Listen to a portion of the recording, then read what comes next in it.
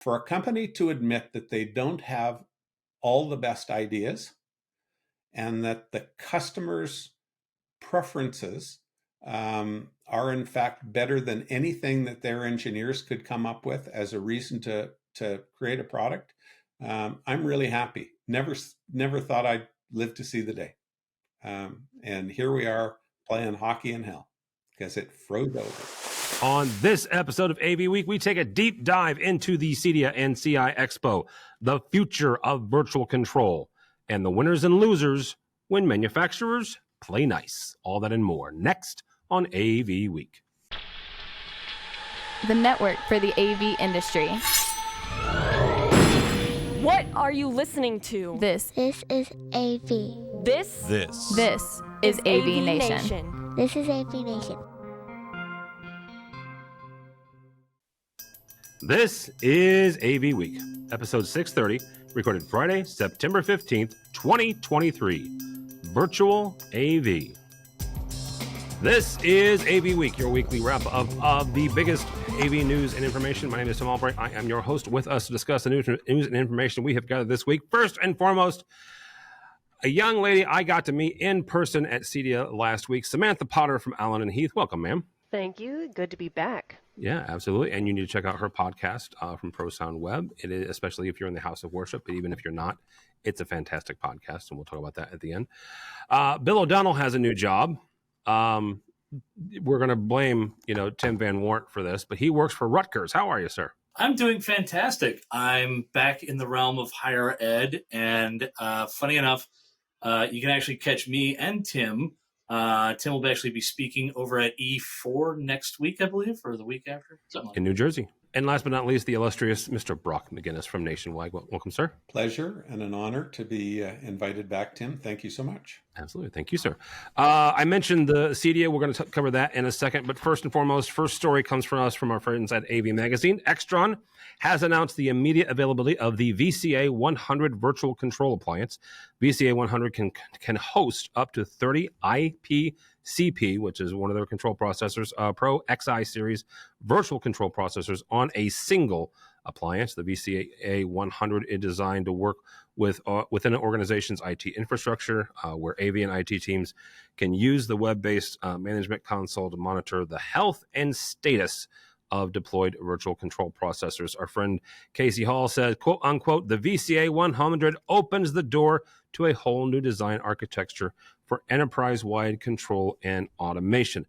Real side note here, Extron is a sponsor of AVNation. Mr. McGinnis, we're going to start with you on this. Where do we see the need or the use of virtual control in AV right now? Well, the need for virtual control for those that were kind of locked into the Crestron ecosystem was you couldn't get a control processor. So I think that a lot of us have finally broken away from that, bad AV habit of needing a gray box for every single room and every single application. And I've started to think more like network, IT kind of folks, and saying, well, I need a control interface and I need a source for the code that's going to operate everything, but I do not need both those to be in boxes and in the same place. Casey is absolutely correct.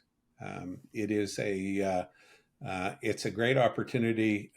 We have a lot of bad habits in AV, and the more that we become kind of like our IT brethren and sisterin, we're better off.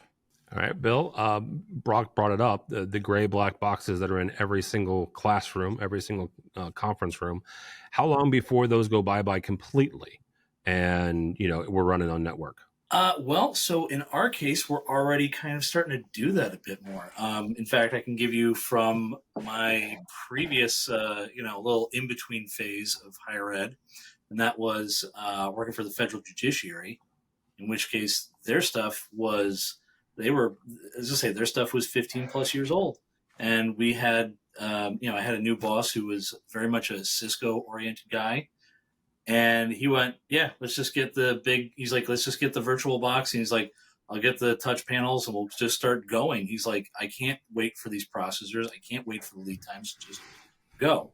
But now, to answer your question on that one, I give it, well, right now, I'm looking at doing a tech refresh for rooms that, we're going to be rolling out over the next 2 to 3 years. They still have a physical box, but most of it is based off of, there's there's a web GUI, and we're partnering with a couple of manufacturers of here. The touch panel opens up the web GUI. The web GUI then points back to the virtual box. After that, there you go. We're kind of tired of getting here. The walled garden is wonderful. I don't want to be in the walled garden anymore. And if I can just jump back in, it all goes back to the days when we needed contact closures. You still need contact closures, though, don't you? Not very many. Projectors. I'm getting a lot.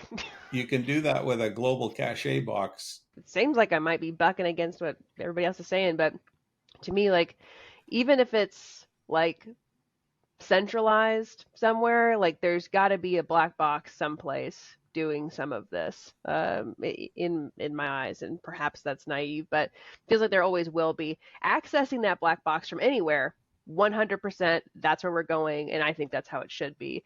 Anybody should be able to log into the system, see what's going on, and maybe even view or see or hear things as they're happening, 1000%. But I'm sort of the mind, the box is always going to need to be there. Our access to the box will be limitless. You can just get it anywhere. So hang on for a second. One quick thing. Samantha has a lot of expertise in the house of worship. Is that where you're seeing the need for the contact closure? Because here's where when I say contact closure, I'm thinking screens and shades, right? And shades certainly, and SI Screen Innovations has their networking shades, and a bunch of other folks do too. But am I out of my depth here when I'm thinking that, or is it someplace else? Hospitality and house of worship, so much contact closing. Also, a good amount of athletic facilities, and then casinos, which I guess kind of falls under hospitality. They're still going nuts for it. It's when you just need. There's no replacement for a contact closure that is taking a physical thing and turning it into an electrical thing. There's no getting past that. Also, with the blinds and at CEDIA and CI Expo, it was my first time there. I didn't even realize there were so many smart blinds. I was like, oh my gosh, I'm behind. I guess I need to hit that, but we can hit that later. Yeah, we'll hit that in a second, because oh my goodness, Samantha's right. If you've ever wanted to feel small in the world of especially residential, go walk through a shade manufacturer. All right, next story comes to us from our friends. Excuse me, I lost my place. At Innovate, Barco and Crestron have announced a global patent license agreement. This is in stark contrast with, I don't know, Sure and Control oh, for crying out loud, the name just went on my head. Clear One, thank you. As well as Snap One and Josh AI now going after each other. But Barco and Crestron, they're avoiding the lawsuits, and they've agreed to a patent license agreement that will enable Crestron to use some of Barco's ClickShare patents for its collaboration systems. This agreement is aimed at spurring growth, quote unquote, in the bring your own meeting market by developing new presentation and conferencing systems that are fully integrated and easy to use. Bill, first question for you. I referenced 2 lawsuits. Those drug on for years. Well, the Sure and Clear one drug on for years. Snap One and Josh is just starting. That's an area where the customer eventually loses, right? Because at one point in the Sure and Clear One lawsuit, Sure had to redesign things, and there were certain things that weren't available for a moment. Now you've got, this story is 2 companies getting together collaboratively, right, and avoiding some of that. Who wins and who loses when companies like Barco and Crestron come together and say, you know what, you got some intellectual property here. We want to leverage it in our systems, so let's all kind of play nice together? Who wins and who loses? Well, I think it's both the end, like in certain cases, the end user and it's the integrator. Reason being is that, listen, you have stuff that has common parts or common components in each. It then turns into, okay, what's your, for me, I look at it as what's your price point with this. The other end of it too is that, some of it can go, oh yes, well, we improved it. Well, those of us who, keep up to date and everything is going to look and say, okay, this was OEM'd from which one? The other bit of it that I'm kind of more a little concerned about is one of the things I've seen all over the place with a lot of our Poly equipment, Cisco equipment, this and that, is that they go Barco certified, or sorry, ClickShare certified. I haven't seen Air Media certified, and I'm sorry, like just from previous experiences and everything, one seems to be a little bit more open than the other. So maybe this whole thing was here. Let's nudge. Let's actually play nice, so this can actually, there's greater acceptance. To a certain degree, I think this is more of Crestron saying, okay, fine, we'll agree to this because there's greater acceptance for our stuff. Because it's almost like a standard. I mean, I feel weird using the word standard for a proprietary system, just like I don't like saying that Dante is a standard because anyhow, but it is a de facto standard almost. Samantha, you're our manufacturer on the panel here today. So talk for a second from the manufacturer standpoint about some of the gotchas or the ups and downs of working together with another manufacturer. I think it's always great. Like that's what integrator means, right? Is that we're mixing and blending systems. So it's good for everybody when more people can work together. Then it becomes not who can make the most complete ecosystem, it's who can make the best pieces in a system. That's what it becomes about. So I'm all pro for that. Specifically for manufacturing, it definitely adds some complication because, of course, when it's all in-house, you have complete control over everything and it's much easier to get things developed and done. But it goes right back to this idea of, are we specialized or are we a multi-tool or somewhere in between? Like trying to hit that can be tough. So working with other manufacturers is a longer game. It costs more upfront. There's a bit of a question on it. There's, I suppose, a little bit of less risk though, because again, when you're developing it yourself, it's all you.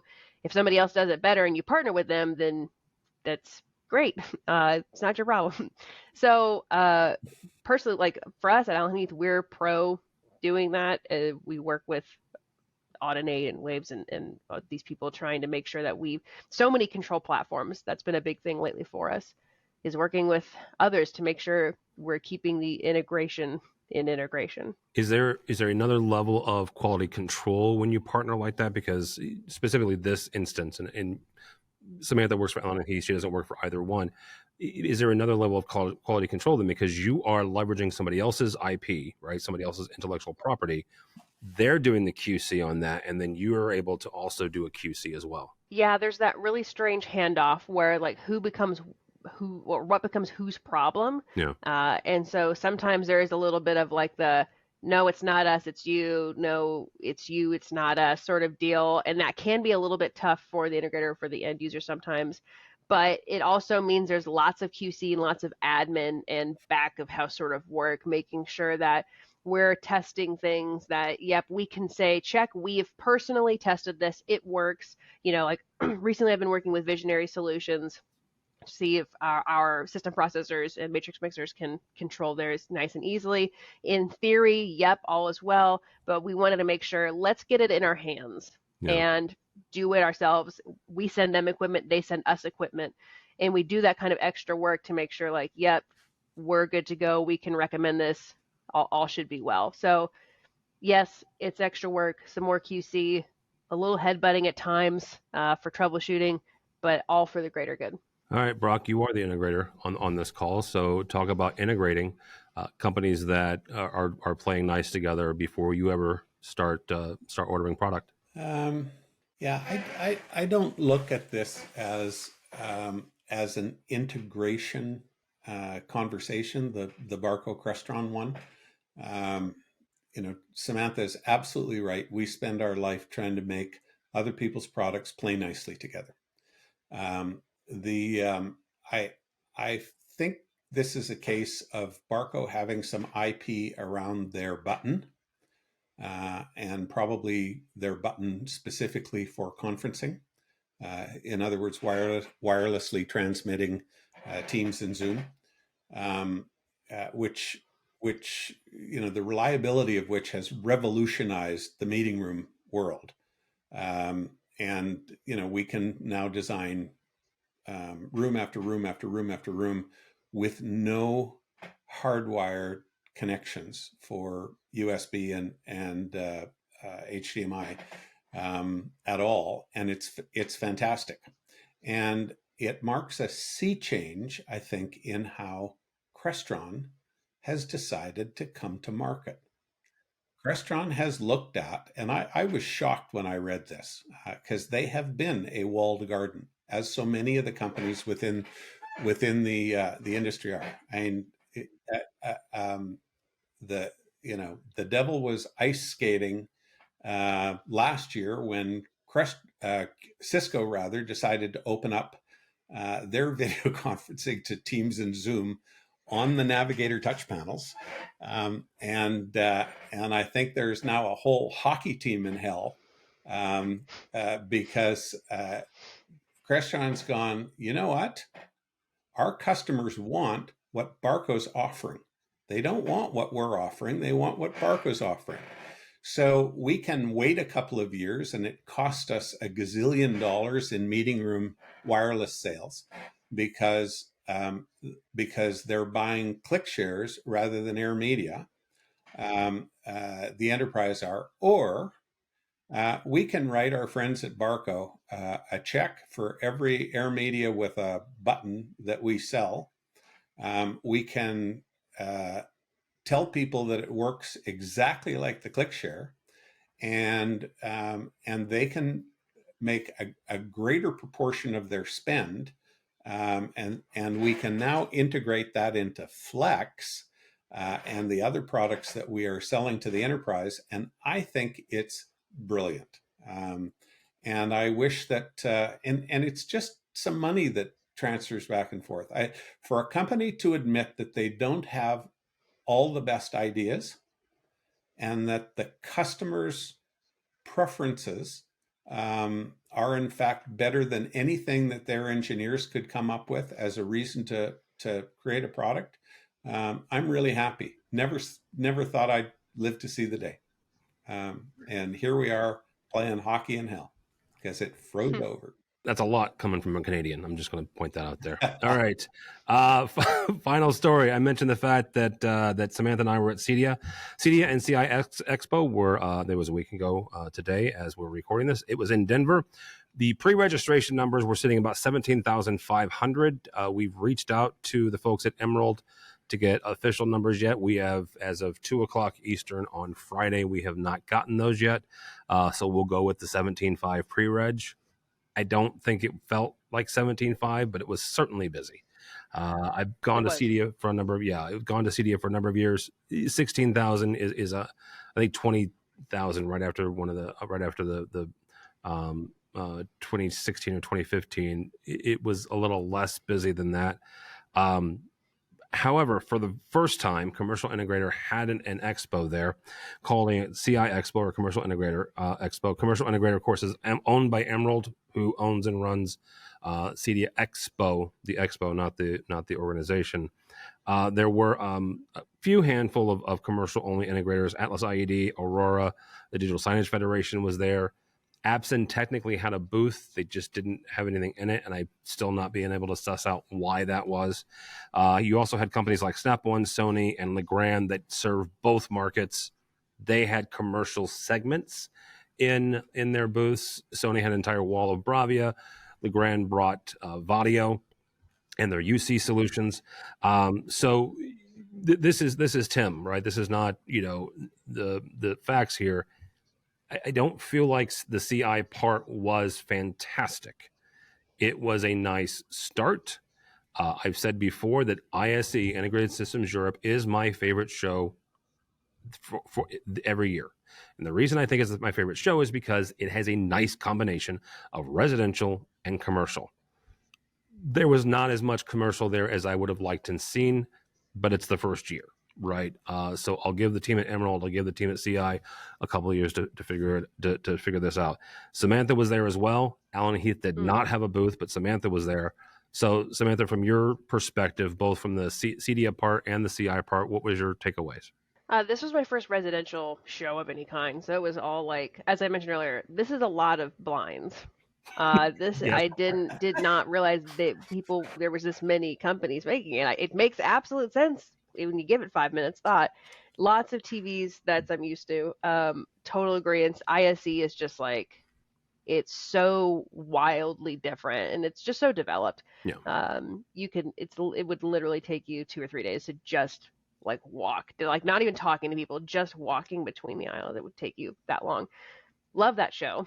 This could be that at some point, but it's definitely it was nice, but a little bit smaller than I was hoping for. I could see us having a booth and getting involved in years to come. Mm-hmm. So it was nice to watch it launch. They had some good classes. I sat in on some stuff.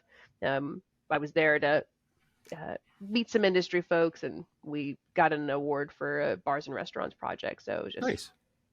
Waving at people and stuff. So that was all great. And being exposed to that residential side was also really interesting. But I think I agree with you, Tim, that it's I'd like to see it fleshed out more. Like I want to see it even bigger. It could be America's or North America's call to ISE. So.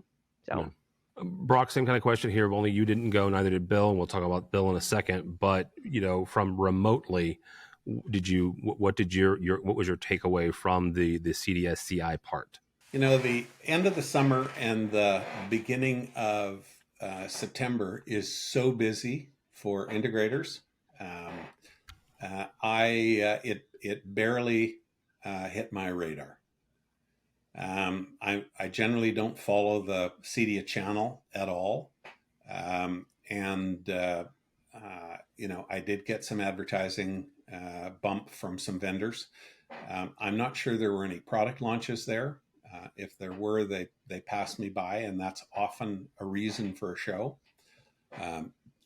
My guess is that the commercial people that attended there were there on a regional show basis, that they got the Rocky Mountain states, or folks that just will take any excuse to go to Denver because it's a pretty cool place. But it did not hit my radar. Now, that said, Wednesday night I had 3 gentlemen at my home for dinner who work for Sonance. Mm-hmm. And they exhibited at the show, and I think we're pleased to be able to show their full product range, because there are a lot of things in their consumer range that actually appeal to us folks in the professional business. And they sat in my backyard and listened to one of their garden systems, which are sold to both channels. I think there's lots of companies that are in both markets, and it works well for them. And I'm with Samantha 100%. I loved ISE and loved seeing things that I didn't know about that are affecting my customers' perceptions of what they should have in their businesses or their restaurants or their There's a lot of the preferences that consumers develop happen at the at residential level, which is why businesses keep asking us to put in Sonos. Well, and back a story for a second. Good Lord, this is 14, 15 years ago when Apple AirPlay came out. And I worked for a university, and we were putting in Apple TVs so we could wirelessly show. Oh, I swear, I am not kidding you, but this was prior to the ClickShare. Right. The ClickShare, in my mind, and nobody's ever told me this, right? I'm telling you, the ClickShare is the commercial answer to that, right? 100%, because it was driven by the CEO saying, my 13-year-old can show me a video from his laptop. Why the freak can't I do that in my boardroom? But the first French word that you learned to hate was bonjour, because that was the protocol that pinged your network every 6 seconds. I wasn't a network guy, so I didn't, it wasn't my problem. Okay. But if you put those in a room, it was your problem. I heard from my CTO quite often. Bill, get me off of this. Bill, we talked, actually, I had a conversation with Erin Mayer Moran from Johns Hopkins. She's the host of our EdTech show. Asked her about, going to CEDIA and CI, and she's like, it's not a great time, dude. She said it was the week of Labor Day, right? The first 3-4 weeks, the first quarter in higher education, you're not going anywhere unless you're dead.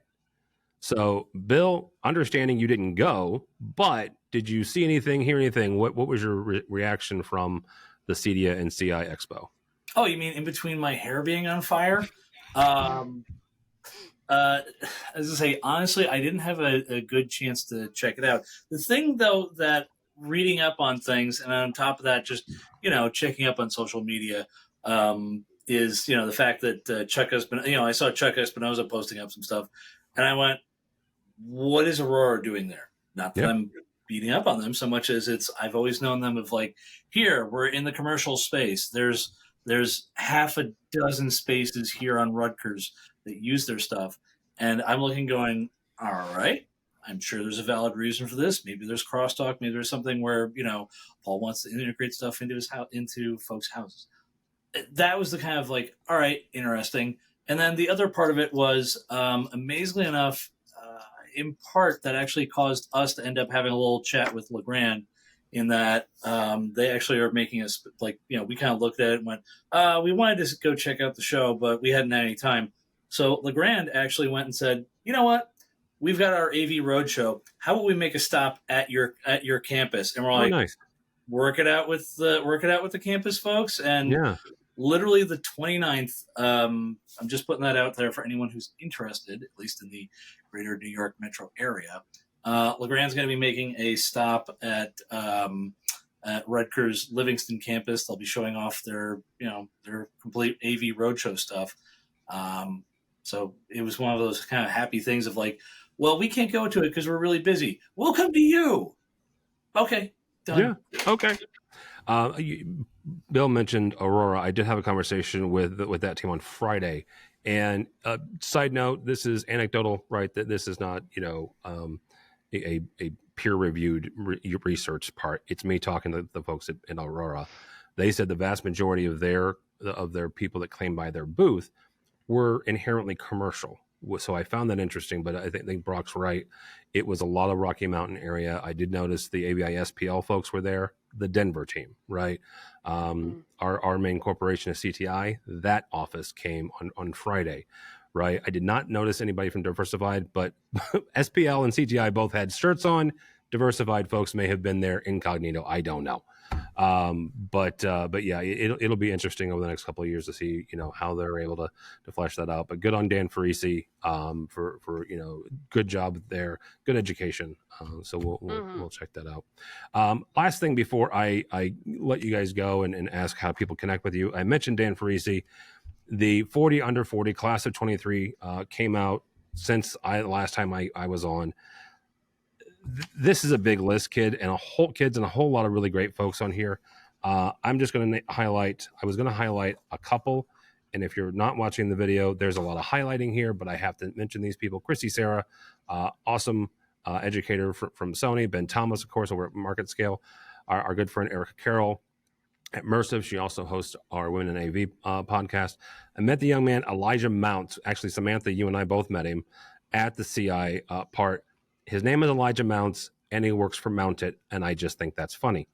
Leanna Russell from Vistacom, Brent Yenzer, of course, from Moravian University, Haley Tooley, fantastic young lady. She now works for Harman, Noreen Eason, Christy Mitchell, our good friend who now works for Liberty AV, James King, the one and only Slack, higher education Slack guy. He now works for UNLV. Lauren Simon, who I've known for a long time, works for Crestron, another Crestron cohort there, Alex Paris, Victoria Rook, who helps out our buddy Steve Greenblatt at Control Concepts, and Jessica Edelberg, who I've gotten to know over the last couple of years at Avidex through a partnership with PSNI. So congratulations to them.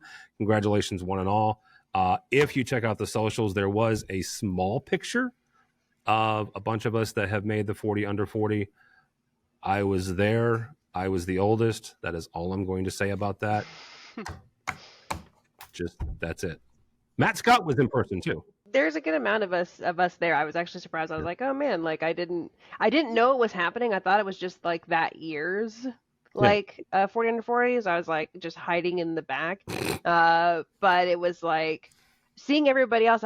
Like they had that big banner that had like all the years, and I was like, oh, this is cool. Like this is what we should be. Here's the like yearbook sort of deal. Like it was nice. Oh God, I can go check out my year. I think I was class 2016. I wish that they would change the picture. Like your picture? Like... Mine specifically. This is all about me, Samantha. Yeah. Oh, sorry. Of course. Let's just say I've lost a pound or two since 2014. I'm just going to point that out there. All right. Thank you all so much. Samantha Potter, great to meet you in person finally, even though she only lives 4 hours that way for me. First time in person. How do people connect with you or Allen and Heath? The internet as anything. My handle if I'm on a social media site, my handle is always Potter Audio. One word. And Allen Heath, we're still doing like our normal webinars. We've got lots of, we're doing tabletop shows and expos and stuff all over the place. So we're not hard to find at all.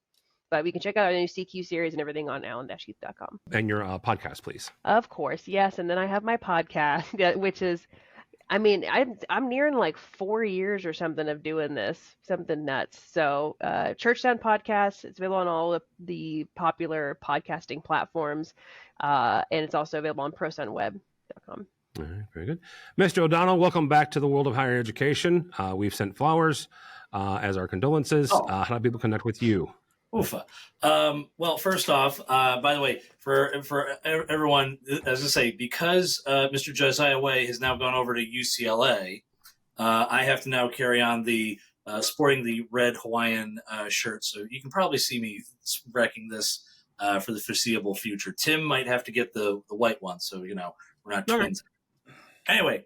You can find me on LinkedIn. You can also find me on Twitter at the original OD. I've been a little silent on the social medias, mostly because before I got back into higher ed, I was working in the federal judiciary, and that was, for my own safety of working in Philly. Understood. Yes. So other than that, once again, I'll be Tim will be speaking at the E4 conference in the coming week or two. I will be there probably as a good softball plant for the Q&A section of him and Jimmy Singleton having a chat on things. All right, and just to be clear, Tim Van Wart, not this Tim. Tim Van Wart from No, Tim Van Wart, who is now a coworker, no longer just a colleague. He's a coworker. All right. Mr. McGinnis, thank you, sir. How do people connect with you or Nationwide? I'm on LinkedIn. I'm Brock at nationwideav.com.